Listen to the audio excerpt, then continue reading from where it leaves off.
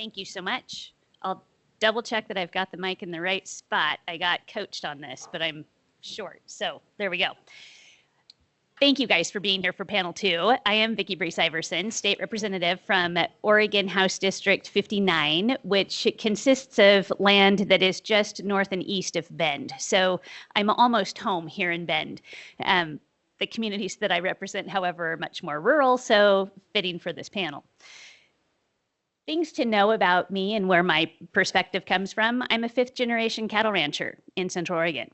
I'm also a mother, a daughter, a wife.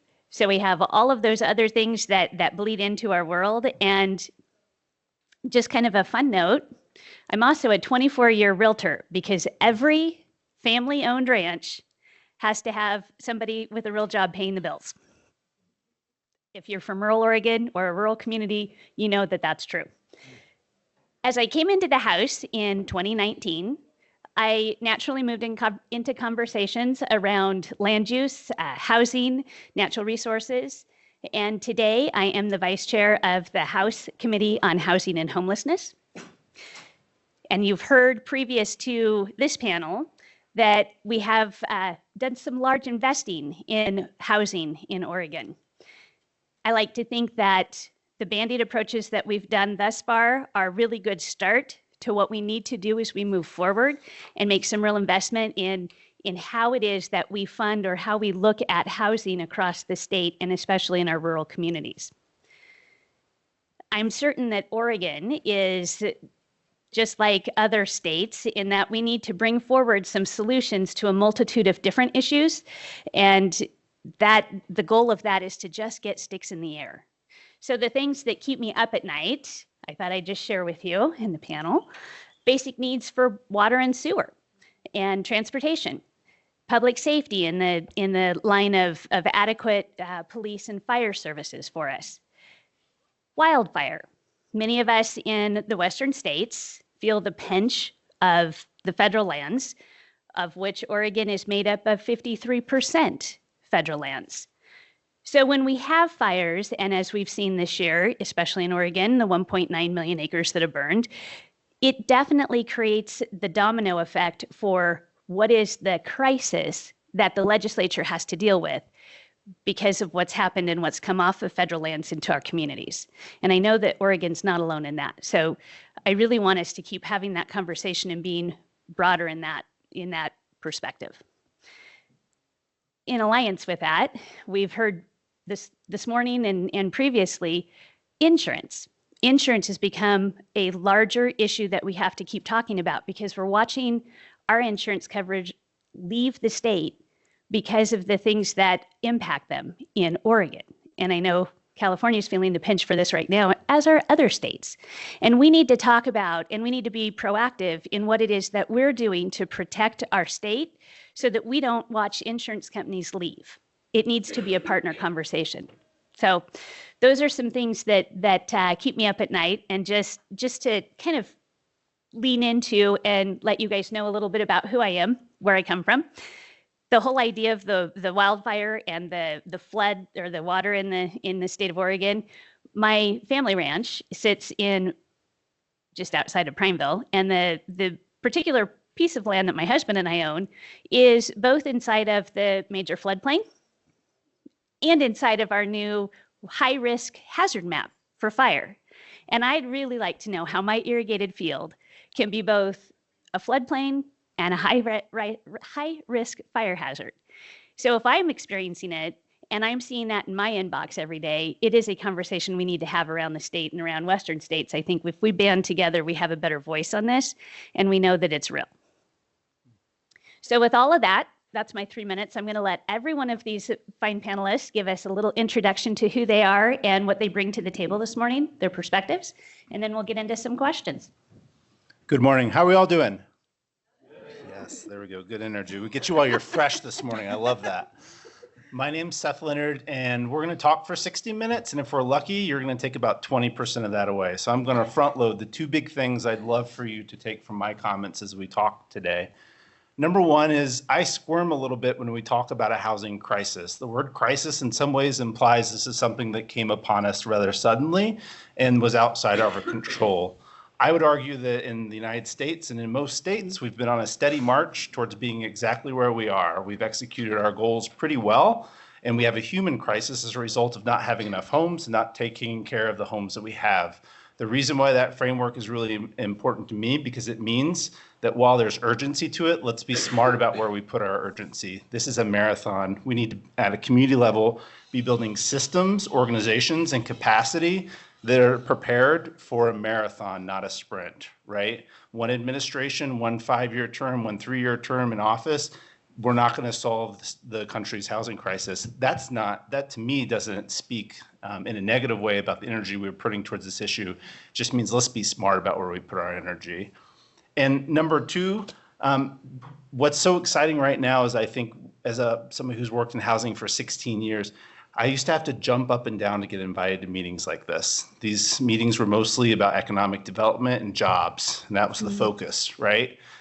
Now there's a shared understanding that housing is a shared responsibility, not just for housing agencies and organizations, not just for the federal government to take care of. The collaborative opportunities up and down the entire spectrum of government, public sector, private sector, and third sector actors, we have unlimited, unbridled capacity in a way that we never have. And that means that we have an opportunity to bring new capital into this space, new solutions, and push the envelope. So what was said today about it being a really exciting time, it is a really exciting time. And I think in recognition of that too, we realize that housing's not just about dollars, right? The ecosystem in which we operate as community development specialists, the zoning, regulatory environments that we work on, all these things need to be worked on holistically. Where I come from, I represent the Housing Assistance Council, or HAC, H-A-C.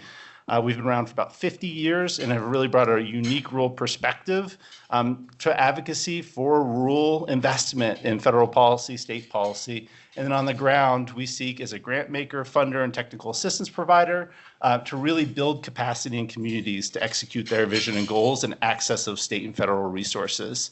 I came to this work in 2008. As I came out of college, I ran into the financial field because while the economy was collapsing, that seemed like a great idea.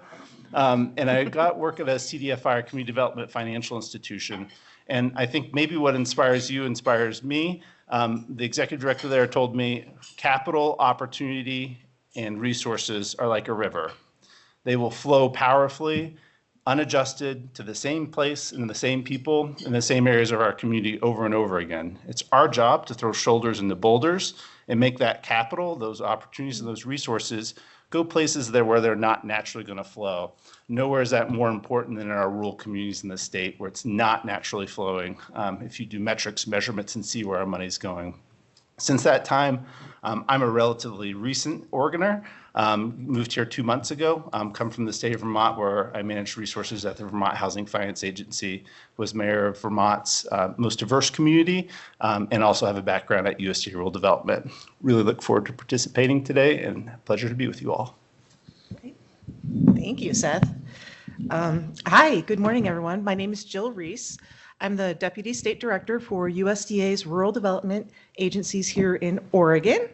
I have had the great honor of working in rural communities for the last 25 years, mostly in Oregon, but I did spend some time in Illinois, New Mexico, Southern California, and unfortunately, DC. I just want to say what he said to everything about putting shoulders to boulders and building capacity in rural areas. What we see mostly is not necessarily a lack of programs or funds, but a lack of capacity to access those programs and funds. And when you're working in rural communities, capacity means people. Rural communities the definition of rural is very broad. There are 17 different definitions, but a lot of our communities, you will go there and it's a community of 1,000 people.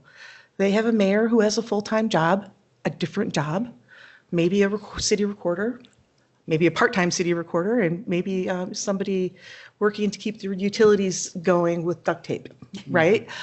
They don't have a grant writer. They don't have a housing person. They don't have their own planner. They might be in a county that has one planner at the county level who tries to assist everybody.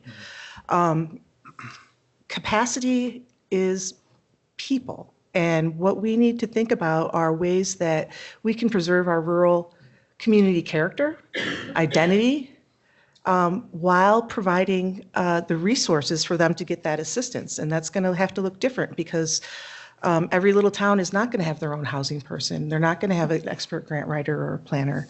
So we need to look at different types of solutions for providing that pre-development and technical assistance. To back up a little bit, I represent rural development. We have about 70 programs that provide loans and grants and loan guarantees for everything in the community economic development rainbow. Everything from single-family housing to community facilities, infrastructure, broadband, electric, energy, cooperative development, value-added agriculture, it goes on and on. We do a lot of things some other federal agencies do, but our programs are scaled for the smaller, more capacity-challenged communities. We have people on the ground in rural communities because we know that rural communities are not going to access resources unless they have somebody who's going to work with them. So our footprint is different as an agency, and our programs are different. I would say in the housing arena, in 2024 alone, in the footprint of the Western Governors Association, rural development invested over $2.1 billion in rural housing. In Oregon, that was about $111 million. Those numbers will go up as our numbers are refined. But by and large, the biggest dollar amount is our single-family housing loan guarantee program. That program is a great program. For some reason, it has not been utilized as much as it had in past years. So one of my missions is to remind people, to remind their lenders, to look at our guaranteed program. It's a really great deal.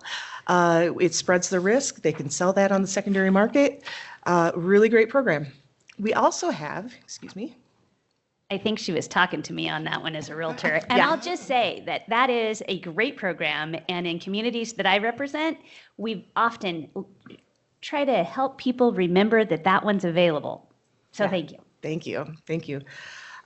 We have a single-family housing program where we are the direct lender for low-income and very low-income folks.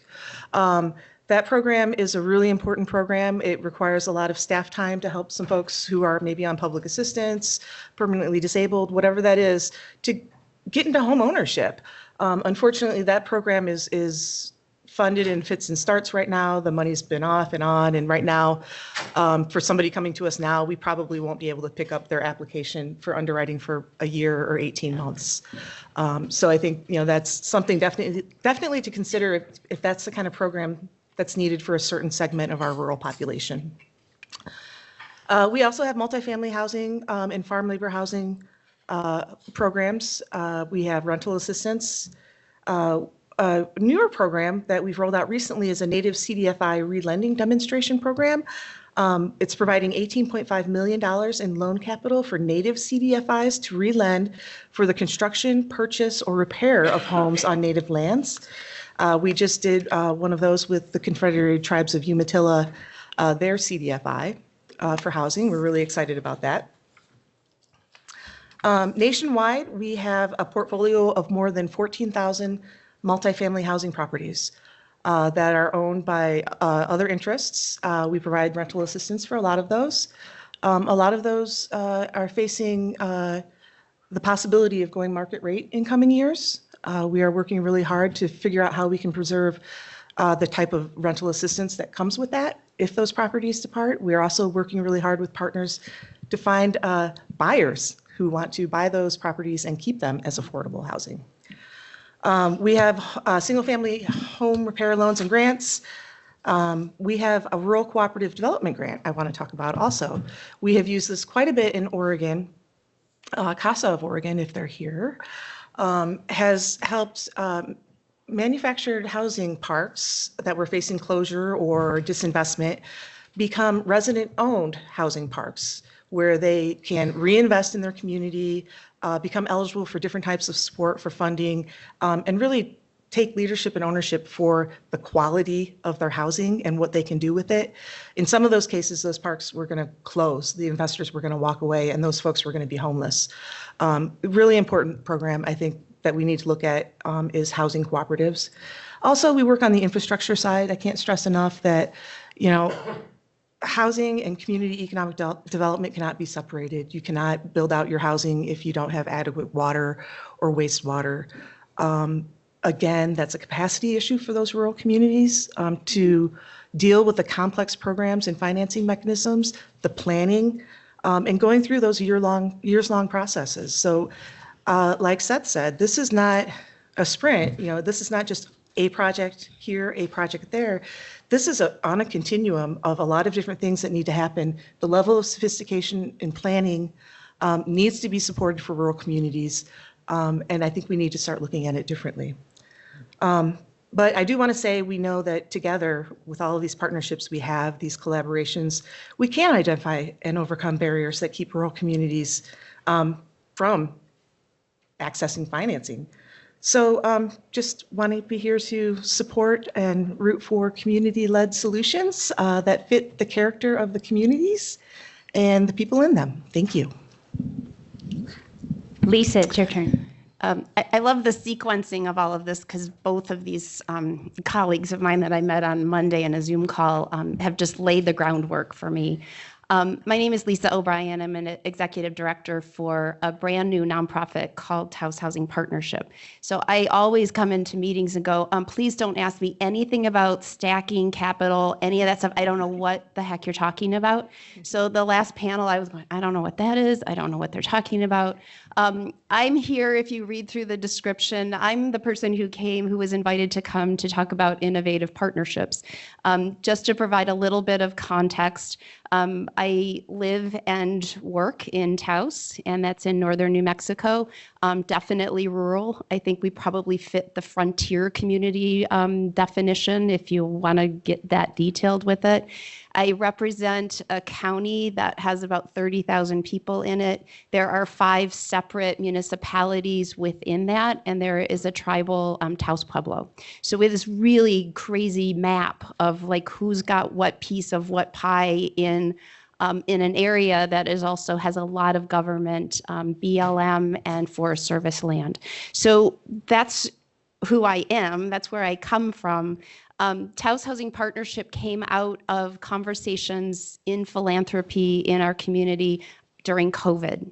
So I have this really beautiful origin story of how the partnership came to be. I used to be the executive director for Taos Community Foundation, and when COVID hit, we were dealing incredibly fast pace with doing eviction protection services and increasing shelter services to just keep things like as stable as we could.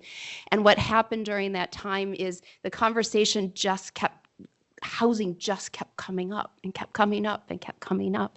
And it was Taos Community Foundation at that time and the Lore Foundation. I want to recognize Alex, who's here, and our Taos County government that said, hey, I think we need to dive into this a little deeper. And what do we have? What's going on with housing? So we entered into what ended up being a pretty deep 2-year conversation around trying to get a better handle on what our housing situation was. Not even housing need, what's the situation? So that process embarked with this vision of we needed a new nonprofit to really address housing in our community. I will tell you, coming from philanthropy, and particularly from the Community Foundation, I was the one at the table going, absolutely not. We do not need one more nonprofit. We were saturated as a very small community. And I was the one going, no. And I remember the meeting that I sat in when I raised my hand and I went, okay, I get it now. I understand why we need something different in this community because our government partners, entities, they don't have the staff. So we go back to capacity. We needed not even a neutral party. We needed an organization to sort of say, okay, we're going to take this on. I obviously left the Taos Community Foundation position, had some time off, and I interviewed for this position and went, remember, I don't know housing, you guys. I don't know housing. So I came into this work not knowing housing, and I'm like an incredible sponge every time I come to conferences and meetings.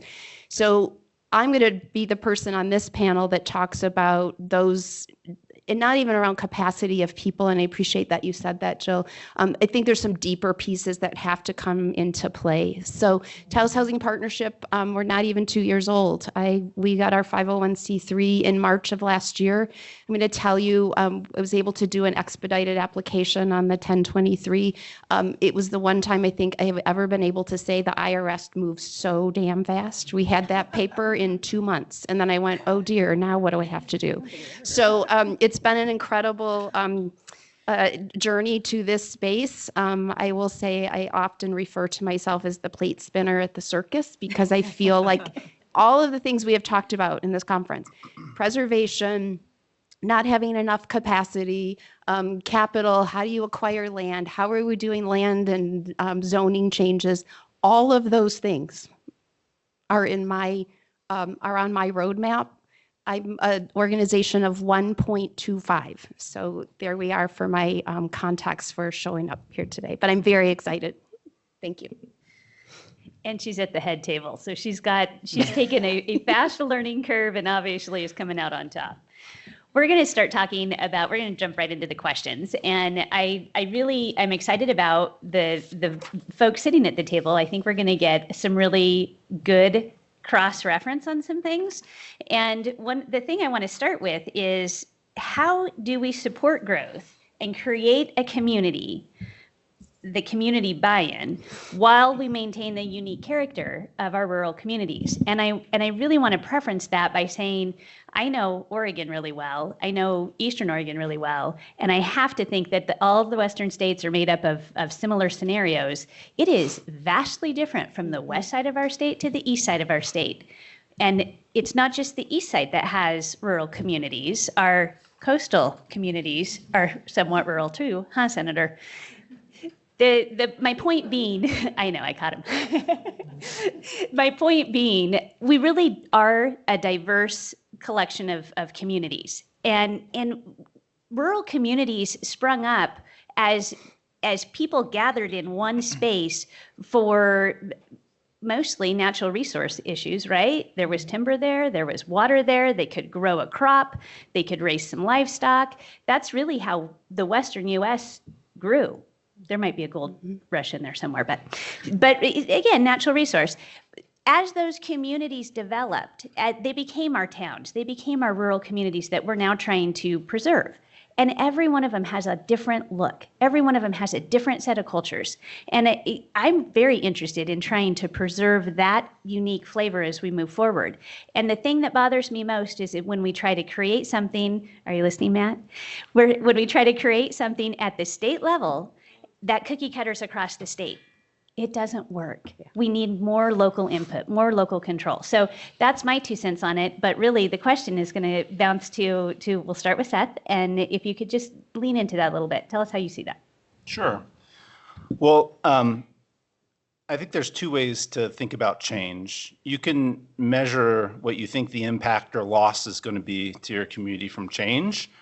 You can also measure the impact, though, of what it might cost your community not to change and adapt and evolve, right? So I grew up in a town that when I graduated from high school had 2,400 people in it. Today, that town has 1,400 people in it, and at times has dipped as low as 900. The community made a set of decisions regarding not even growth, just maintaining its footprint, that frankly sent it backwards. And it was in the name, in a lot of ways, of using that C word, which I don't mean to be the language police today, but I'm going to. Usually when I speak to a room full of planners, I put a picture of my kid. I think he's pretty cute. He's 3.5 years old up. And I asked the planners, can you tell me what his character is by looking at him? Can you? Like, how would you define your character? Would you run to the way you look to your exterior? I would say no, right? And so when we talk about the character of the community, let's think about what their vibe is, what their attitude is towards housing, growth, and who lives there. Housing is our social and human infrastructure, determines who gets to live in our communities. Let's not tiptoe around that, right? And if we do nothing to increase the amount of affordable housing, of all types of housings in our community, maintain it and take good care of it, then you're going to see a result in the population and the humans and the people that live there. In the United States, by the year 2041, the global majority will be the majority in the United States, right? We will no longer be a white majority country. In the United States, by 2036, for the first time in our nation's history, we're going to have more people over the age of 65 than we have under the age of 18. The demographics of our country are changing, and our communities are going to have to adapt to that and create housing opportunities for people in all those age demographics and create inclusive environments where people are welcome in and not excluded from their communities. Now, where that really aligns with rural, though, to your point, is in working with communities, there's nothing that scares me more than when I come in and say, two people have sat behind closed doors and rewrote all the zoning and code for the community, right? Without any kind of conversation and engagement. I used to say a lot when I went into communities when I was sort of green, I would say, hey, homes are where jobs go to sleep at night, right? I gotta say, I'm critiquing myself here. I don't know that that was the right type of framework, right, to think from. But what we have a better understanding of now, pull up something called the Jobs to Homes Index in your region and in your community. Look at that number. How many jobs are there into comparison of homes? If there aren't two jobs or aren't two homes for every job, you're probably in trouble if you look at the demographics of our country, right? If you're not at 2.5, you're probably not a healthy market. And that's a really important framework to apply it to is homes are part of our economic development landscape and determine what types of jobs we have in our community too. And we're short in the United States. I think National Association of Home Builders would tell us we need 500,000 construction workers across the state to continue building homes, right? And you know, in my most recent, one of my developments that I worked on in Vermont before I moved to Oregon was a housing developer and builder who was building homes for the people who build homes, right? He was building homes to house his workers so that they could go to work every day to build more homes. So that gives you a sense of that dynamic. Great. Well, as far as the rural character and looking at housing development, I think it's really important, especially coming at it as a federal agency where we have resources to deliver, is to make sure that we take a step back and make sure that the community is involved in these planning decisions. And making sure that there's some sort of capacity and assistance, creating those community conversations so that they have that sense of where do we want to go before somebody starts a project that they assume everyone's gonna love. And guess what? They might not.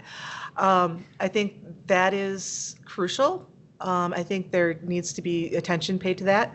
I think as a federal agency, one of the frustrations that I have repeatedly is that rural communities are innovative. They have great ideas.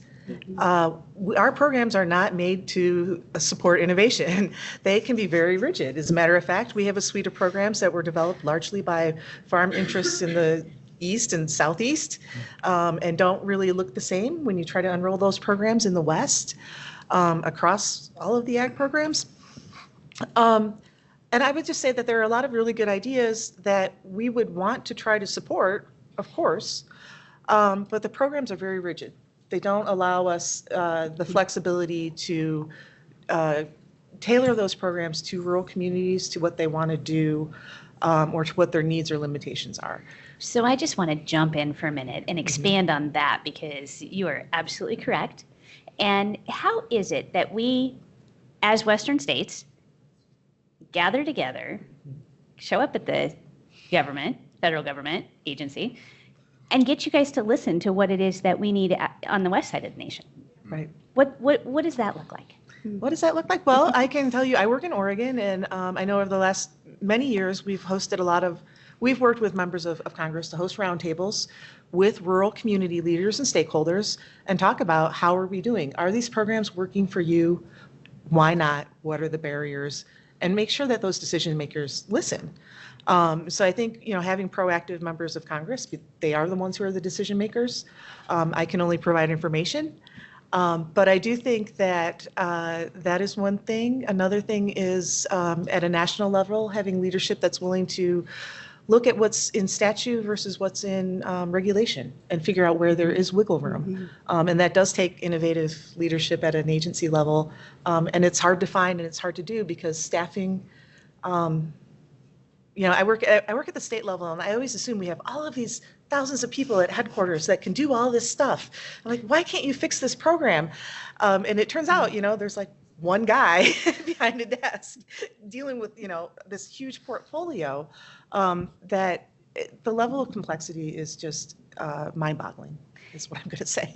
I appreciate that, Jill, and I don't want to put you on the spot, but I am going to dive one step further into that, only because I think it's really important for everybody in the room, and this isn't to put one scenario on the spot. It's for us to really realize that we do get creative, we do get innovative when we sit around the table and we share our thoughts and we put all the things on the table and kind of run it around and mess it up, right?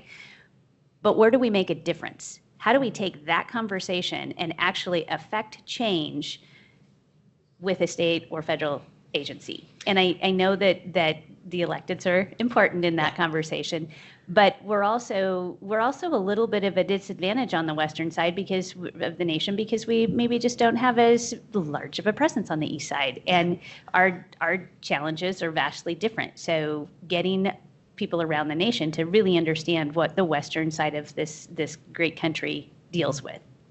Right.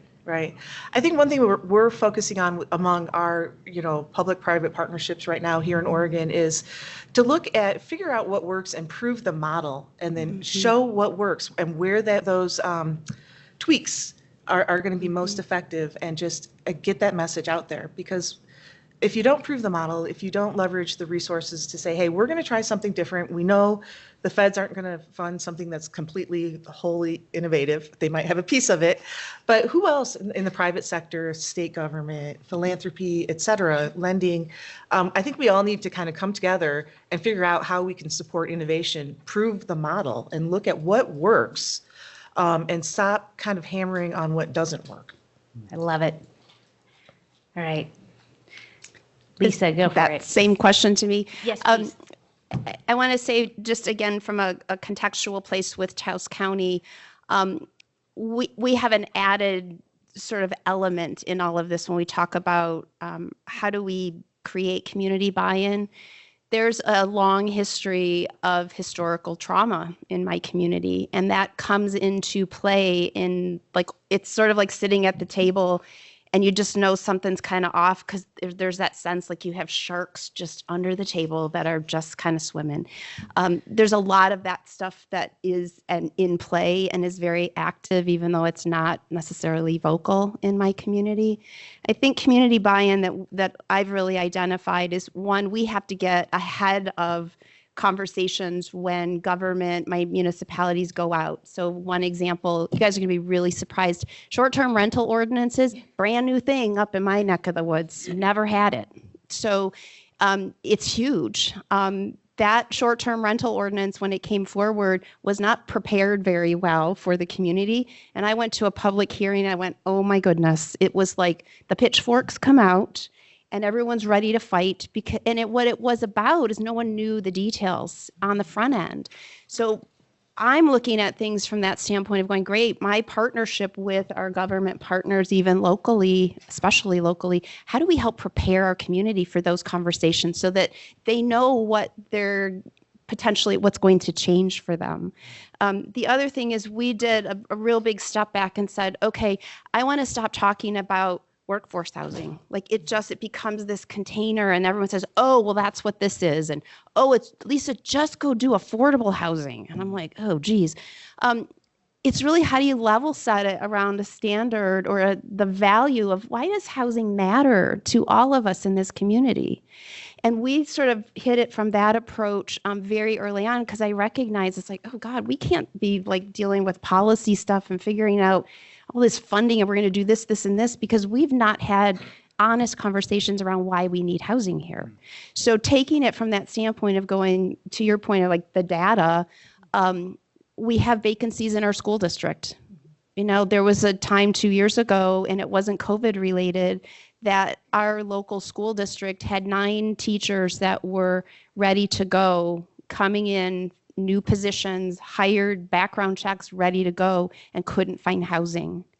And those 9 teachers went somewhere else, never made it into community. It's the same thing with our hospital. We have 10 small hospitals in the state, and they struggle every day on just cash, flow management of trying to keep a rural hospital in place. So to hear the hospital CEO say, I can't recruit primary doctors, that's the message we're taking out to community, because I want people in the grocery store who stand behind me to go, how can I be part of the yes conversation? So I learned a lot really fast, not even, because again, remember, I don't know anything about housing. I went right back to the beginning and said, that's the conversation we need to start having. So if I can engage my hospital CEO, James, who I can call in a second, say, hey, can you come to that planning meeting that's coming up on Thursday? I don't need you to say, yes, please approve this development. I need you just to remind everybody here why we need housing at every single level of the sidewalk. Square of the sidewalk, I should say. That's going to bleed right into what I want to talk about next, which is what are the greatest challenges that we have to increasing the supply and improving the housing affordability for rural Oregon? And this is such a much broader question than like one or two bullet points, right? We've talked about infrastructure, we've talked about the aging housing, we've talked about the challenges of just not having new housing going up. There's so many pieces that bleed into that. But this time, I think we'll start with Lisa. I'm going to put you back on the spot. Oh, great. What was the question so good again? to bleed into this conversation. I just want you to continue going, and we'll work backwards. So, Lisa? Could you say the question one more time? Yes, absolutely. You talked about the things in your community that you find as how do we get people to talk about housing? Mm-hmm. That's a huge challenge for how we get supply. What are the other great challenges that you see in your community for actually seeing sticks go in the air? And how do we also make them affordable? Yep. All of those things. I think from a rural perspective, and this really, it kind of landed with me yesterday with some of the conversation of how can we do adaptations to some of the pipeline coming down around funding. And again, I have never worked for government. This is the closest I have come to working for government, and I just go, oh, gee whiz, no wonder. I come from philanthropy, and philanthropy in a lot of ways can be very nimble. Like we can say, great, move the money out into community. We know who the trusted partners are. I would love to I think that's another conversation to say, yes, even when states are kind of bringing new funding opportunities down, and I'll give you a great example. We had some money, legislative money that came out, they went through the rules procedure, they have a new funding application stream. My team took a look at it, went, hey, let's just kind of use this let's just run it. Let's just do an example. And we went, oh, geez, we are so not ready. Like we would not have scored well. So my question to my state leaders and partners is, I don't want special points because we're rural, but how do we create adaptations to recognize that we're not necessarily going to have all of those things in place? Where we scored, I'll tell you, we scored 7.5 out of 40. And I went, well, forget it. We're not putting an application in. And all of it had to do with land use codes. And I went, okay, all of my communities are working on land use codes, but it's going to take us 18 months to get through that process. So how do we kind of create adaptations without diluting the intention, without saying, oh, well, we're just going to give that to you and good luck? I think when we talk about innovation, I want us to be pushing those boundaries for ourselves to go, how do we do it? How do we take a risk? How do you evaluate it as best you can along the way? And how do you tweak it? That's what rural communities do all the time, because we're constantly faced with don't have enough people, don't have the expertise. Great, how do we fit it together? And I don't like using the word cobble it together because it has a negative sort of implication. But to some extent, that's what we have to do. So that's my thing around how do you go back into communities and establish those stronger relationships with local leaders who have trust in the community and let local decision making happen around pots of money. Pots of money is... I love the word pots or buckets of money. Buckets, yes. We'll talk a lot about the buckets of money. And how do we bleed out of one into the next one, right? Because everybody runs for that same large pot of money. I think you're spot on. I think there's many more facets to this conversation. And when we talk about the pipeline, you really leaned into the funding side of it. I think we also need to be looking at the scenario of what kind of housing are we building and where does that fit in? There's such a spectrum of housing and as a realtor, yes, I'm going to lean into single family homes. In Oregon, we did a survey and found that nearly 80% of Oregonians want to own their own single family dwelling that's not attached to another and has its white picket fence and all the things. Fabulous. How do we get there? It's really difficult when you start looking at land, when you start looking at the types of the products that are being built on the land, and does that fit the need of what's in there? So when you talked about pipeline, it really kind of resonated with me that it's more, there's more than one piece to that pipeline, and there's definitely the funding of how do we help find dollars to make things happen. How do we also make sure that we're building the right things for the people, what the people want? And I think that's a big piece of the pipeline as well. So running away with that one, I'm going to turn it over to Jill and let her give us her options on how we get there from the rural housing side. Yes, there are so many things to say here, and I would just pick up on the housing options is one thing that I'm really interested in terms of we have to be able to accommodate different types of single-family housing and multifamily housing, but different housing models. There are different types of construction, there are different sizes of units that we just need to be welcoming of because we have a severe shortage of space, we have a shortage of money. I pulled the data yesterday. We provide direct mortgages to very low-income households. In Oregon in this year, a family of four, very low income, was about $52,000 a year. The average home price to folks, for folks in that range, was $363,000. Now that doesn't compute by most standards. So we need to look at, well, how can housing be more affordable, but still be what people want? And I think there are a lot of different models, whether it's, modular housing, certain prefabs. Nathan, you're working on all kinds of cool things. You should talk to Nathan at Mods PDX. And also, I have to come back to being the lone Fed on the panel from our standpoint. As a federal agency, we've often been called the funder of last resort in a lot of situations, right? We're here because nobody else is going to finance this. But over the years, a lot of our lending criteria has become much more conservative, and there's not a lot of difference between the risk that we're willing to take and other sectors are willing to take. So I think just kind of looking at what is the place of these programs and what is the need that they're filling and where are those thresholds? I think we've created a lot of barriers to using our programs. I also think that partnerships are just the biggest thing. Habitat for Humanity is here. We have a really cool program called Mutual Self-Help Housing.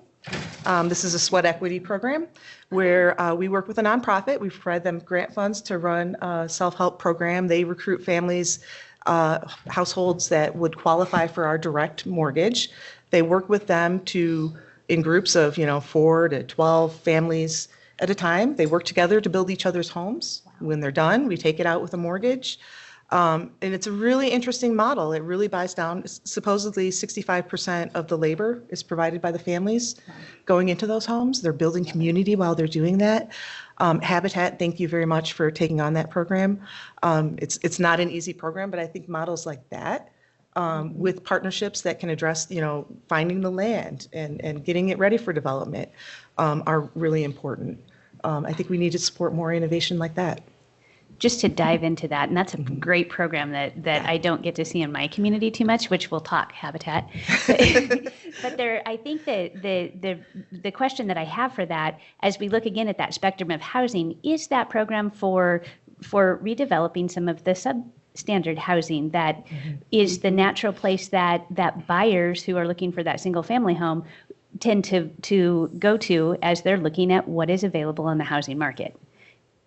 We've actually used that mutual self-help housing program for a home repair and purchase option where the nonprofit recruited families to buy homes that were actually zombie homes. And the financing that we gave them was, and the sweat equity went into rehabilitating those homes that had been sitting there. So really saving some neighborhoods.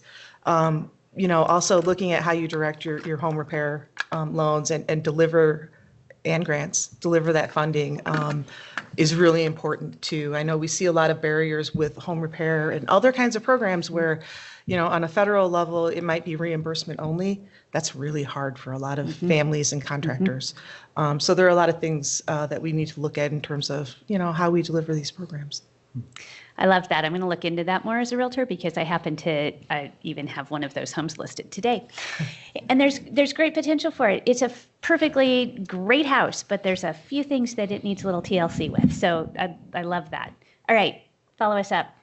Well, just a quick plug is look at the Neighborhood Homes Investment Act, right? This is essentially a tax credit program that's focused on creating single-family homes, for purchase homes, I like to say, instead of single-family. But just since we've been here today, I think we've put about 19 new ornaments or additional ornaments on the low-income housing tax credit Christmas tree. And it's just a reminder of how broad of shoulders we expect that program to have. We really expect LIHTC to be the solvent of all ills and be able to transform our society. And the reality is that it can be really complicated to apply in small communities. Continuing to bring forward small-scale development opportunities that fit a community's needs, those 8 to 16 unit developments, bringing in tools like LIHTC might not be the right thing in each case, right? It adds a lot of expense. So one thing I was really interested in the last conversation is about how we were talking about at the community level, continuing to bring forward a cohesive vision about what you need and what you want and what scale you want at. And frankly, it tends to be philanthropy and other pools of fundings. But what I've been more inspired about is I've been part of 6 or 7 different funds set up, starting with a philanthropic investment, and then major employers in the area come in and do gap funding for projects to make them work, both low income and middle income. That's been a huge way to meet a community where they are. Capital is a wonderful follower and a terrible leader. Lead the capital, get the capital, and then lead, right? And what you want to achieve your vision. That's something that we say a lot to rural communities. And the other thing I like to think about is think regionally, right? Having 7 3,000 person communities all trying to do this on their own is also a lot. We've seen a lot of successes around the country with regional approaches banding together and making connections. And I know sometimes that can be difficult staff coordination perspective, but it's another way to ramp up your opportunities. Speaking of the word opportunity, so HUD spoke earlier, and the Secretary for HUD this go around is going to be Scott Turner. Anybody want to say aloud, what was Scott Turner's major contribution to the last administration? 2 words. Opportunity zones. Raise your hand if you're a rural community received opportunity zone funding at any point in time. Not a lot of hands going up. 95% of OZ investments went to urban communities and a small segment of census tracts across the country. What I'm trying to say is, as we come into this new reality, continuing to push for resources like low-income housing tax credit programs is going to be really important. And let's pay attention to this because chances are the OZ is going to be the focus again. And that's all about how do we get private capital into community development. And in rural communities, that program has not worked particularly well. So we need to be thinking strategically about how we create investor bases and how we create opportunities for capital vehicles for rural communities. Invest Appalachia, if you can spend a few minutes Googling something, look up Invest Appalachia and the work that they're doing to, again, aggregate capital for communities that could not do it on their own, right, to help regions. Coachella Valley, another great example. Housing Coalition that's aggregated capital using private investment to bring in, because look, between 2018 and 2021, I watched construction costs on homes go up 108% in my state, right? That's what I dealt with the low-income housing tax credit program. Our resource allocation from the federal government did not go up 108%, and neither did incomes, right? And so that meant that in rural communities, a lot of times the only thing that was getting built is when we visited with the low-income housing tax credit program and built a 9-unit program, or 9 to 18-unit development, and then said, we're probably not going to be back for maybe another decade, right? That's not an acceptable solution for rural communities. They need to continue to build towards it. And then just one last pitch is, We pay so much attention to HUD's budget, and rightfully so, it's really important. But Farm Bill's coming up, conversations, I cannot stress enough the impact that USDA rural development has had in tailoring programs and assistance to our rural communities. Between 2016 and 2021, we had about 22,000 units depart from the 515 program, 22,000 units in that period of time. If you take generous construction costs of $425,000 per unit in terms of building and replacing those units, we're talking $9.38 billion. That's about equivalent to what the entire nation gets in terms of tax credit equity each year, right? So we talked about taking a step backwards on that portfolio. I can't stress enough that these are, in many cases, again, those 8 to 24 unit communities and properties that frankly, there's just not going to be a market drive to go and recreate if we lose them in our community. So while we keep pushing for new, let's not lose water out of the bucket in the bottom, right? Let's make sure that we're also, as we make that push, putting funding and focus aside, both for the agencies that do that good work, but also in preservation. There are so many things I want to dig into right there, and I'm running out of time. So the one thing I'm gonna hark back to what you talked about kind of in the beginning of one of your first points, and I think this is really important. Every state has the ability for innovation. Our struggle in rural Oregon is how do we find the innovation and the partners when we don't have capacity at our local government levels to find it, right? We don't have grant writers. We don't have some of these workforce that we find plentiful in urban areas. So the one thing that I'll plug a little bit for Oregon, and I don't know how this works around other states, and I think it's something that Oregon needs to even embrace more, is from the governor's office, we have regional solutions managers, and those are folks that really have a higher level viewpoint of everything that's happening in their region, and they also are plugged in at the state level, right, with their governor's staff.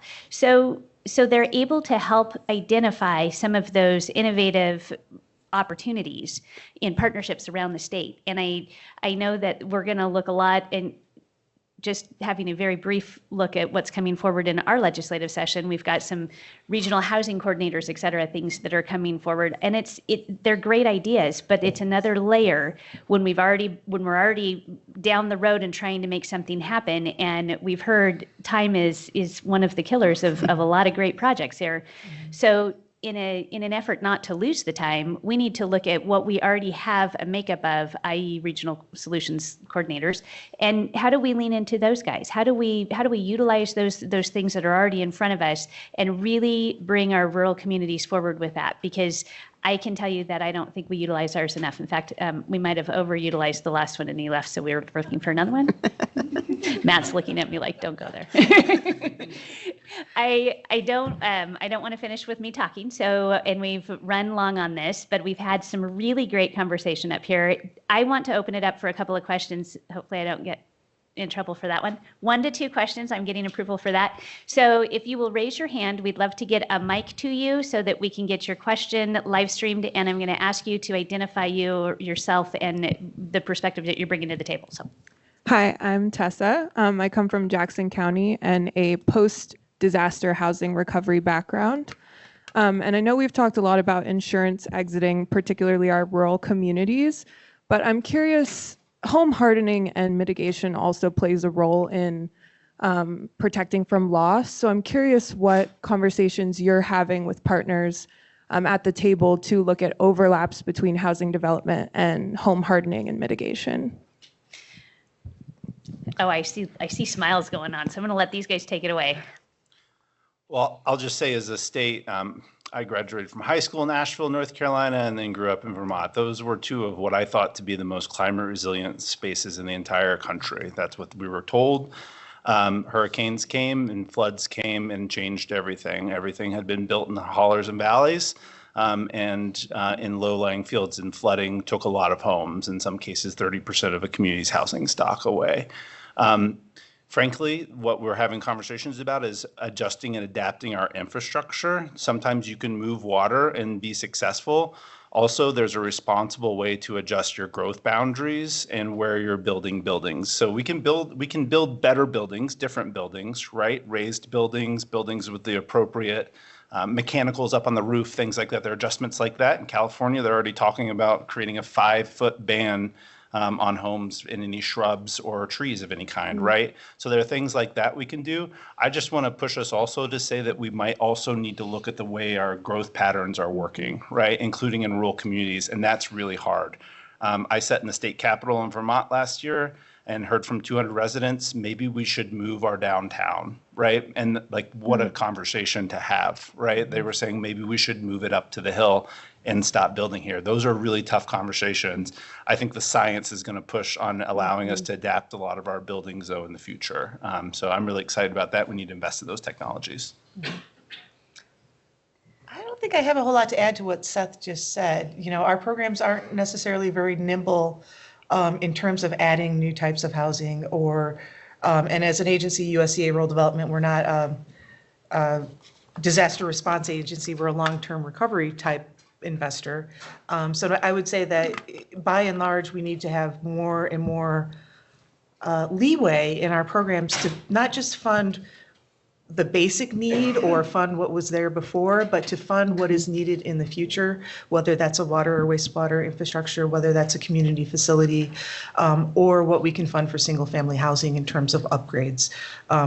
Again, you know, instead of looking at what's the lowest possible thing we can fund, let's look at what's the most resilient thing we can fund and get the most out of our money, just speaking in a general term. I'm going to speak from partly a capacity perspective and say I think it's really important for all of us to give everybody the space to say, I don't know. So my response is, I don't know to that question. I think that's another piece that comes into small communities is that we feel like we have to compete and I have to be just as knowledgeable as the folks down the road. And it's a really important part to say, you know what, maybe we don't know the answer to this and maybe we better figure out who we're going to go talk to get that answer. So I'm just going to say, I'm sorry, I don't have an answer. I think that's a very fair and honest answer. Thank you, Lisa. I'll just weigh in slightly to say that it bleeds into what I said in the very beginning. I think we do need to have a conversation at state level and talk about what it is that's causing some of these factors that we try to address as the crisis comes to us. And for Oregon and wildfire, which is on all of our front and center after this last wildfire season in Oregon, it really is 53% of our land is federal land in Oregon. How do we have a conversation about what it takes to manage that in a manner that doesn't then create the next 6 crisis? Mm-hmm. And if we can do that, and if we're willing to do that at the state level, what do the insurance companies think of that? Do now the insurance companies look at us and say, they're working on this, we're going to sit at the table and work with them on it instead of just go represent a different state? And I think that's the kind of innovative and forward-thinking conversation that we need to start looking at and preparing. And frankly, one state is going to have a hard time really making the impact alone. Therefore, I would like to see Western states work together, find those common issues, and how do we collectively bring this conversation forward in a way that people start paying attention to the fact that we're talking about it. So just a quick plug, if you're not part of the American Society of Adaptation Professionals, or ASAP, it's really underrepresented by Western folks. It's $17 a year to join, and great content and conversations happening about climate resiliency, including very specific, like how do we do housing design and how do we place it. So that's if you're not familiar with that organization, good Google. The American Society of Adaptation Professionals, and it's a good mix of housing, community development, economic development, and planning folks. All right, I got the cutoff. So we're going to close down this panel, but I think folks will be around for a little bit. We'll have a little break, and then we're not, okay. If you have a question, chase us down. Thank you guys for hanging out today and being part of our panel.